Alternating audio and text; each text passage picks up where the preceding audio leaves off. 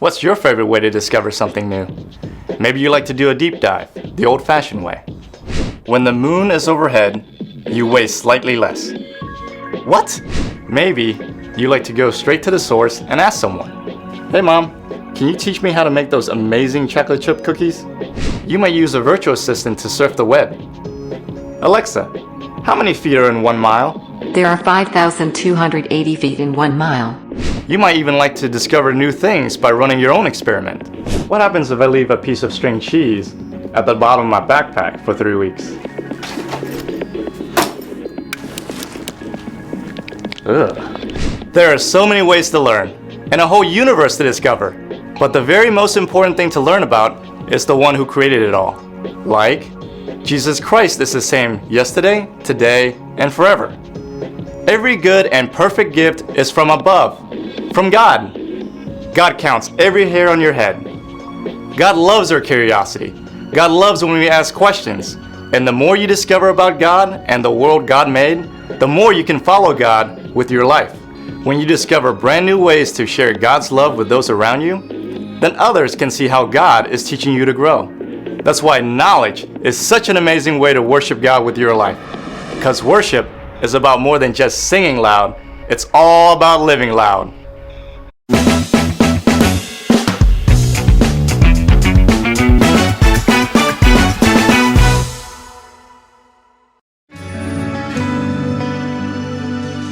Were creation suddenly articulate with 1,000 tongues to lift one cry?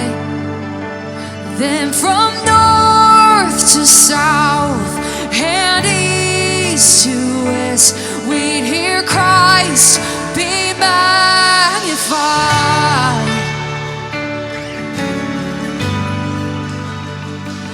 Were the whole earth echoing His imminence, His name would burst from sea to sky, from rivers to the mountain tops.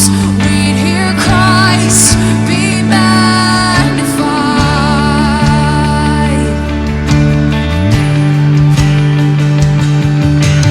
Oh, Christ be magnified. Let His praise arise. Oh, Christ be magnified in me.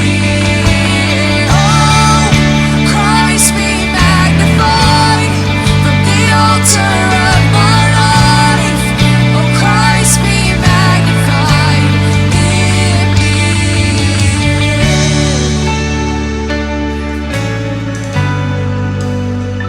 When every creature finds its inmost melody, and every human heart its native cry, oh, then in one enraptured hymn of praise, we'll sing Christ be magnified. Oh, be lifted high, Jesus. Oh, Christ be magnified. Oh, let His praise arise. Oh, Christ be magnified in me. Oh, Christ be magnified from the altar of my life. Oh, Christ be magnified in me.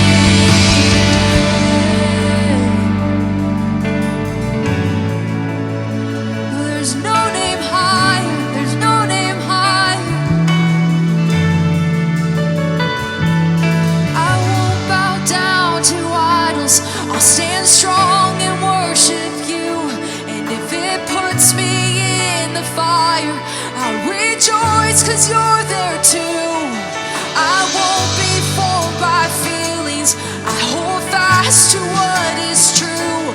And if the cross brings transformation, then I'll be crucified with you. 'Cause death is just a doorway into resurrection life. And if I join you in your suffering,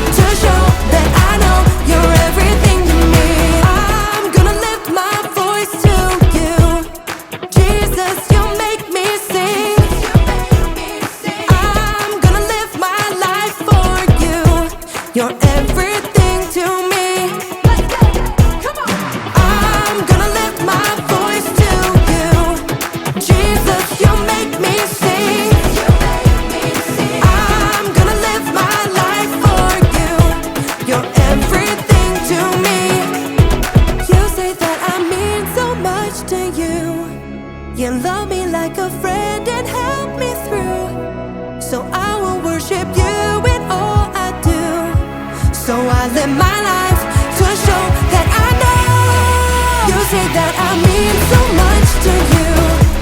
You love me like a friend and help me through. So I will worship you in all I do. So I live my life to show that I know you're everything to me.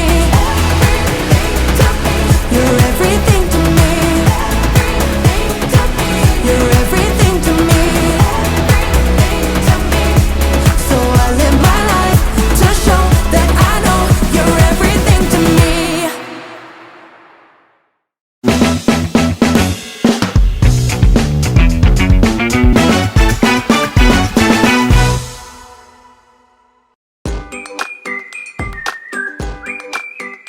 Welcome to Story Lab. This week, we're talking about knowledge, while we take a look at the story of some wise guys who went on an epic road trip.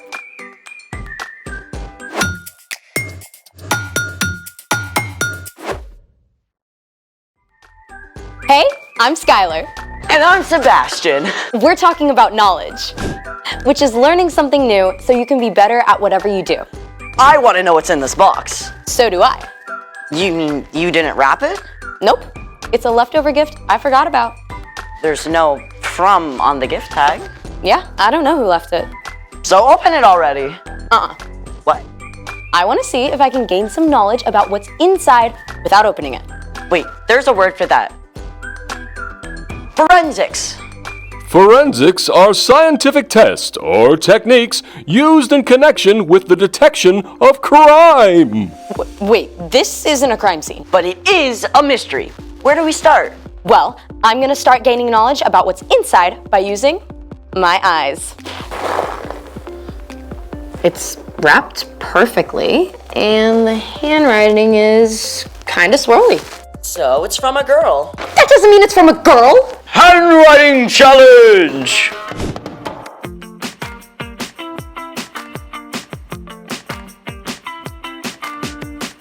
Yours is swirly-ish. Well, yours is barely readable. That's true. What's next? Next, I'm gonna gain knowledge with my ears. Aha! What rattles like that? Maracas, birdseed. Snakes? So whatever it is, it rattles and it's from a girl. Maybe from a girl. Eyes, ears. I'm gonna gain some knowledge with my nose. Wait. I'm getting something. Salmon kibble? Sorry, I let my dog lick my face. Ew. Okay, so we've done eyes, ears, and nose to gain knowledge. Taste! I am not licking that box. You're running out of ideas. Too bad we can't do an x-ray. Can we field trip to urgent care? I don't think they take this kind of walk-in. Let's drop it! Ready? Ready.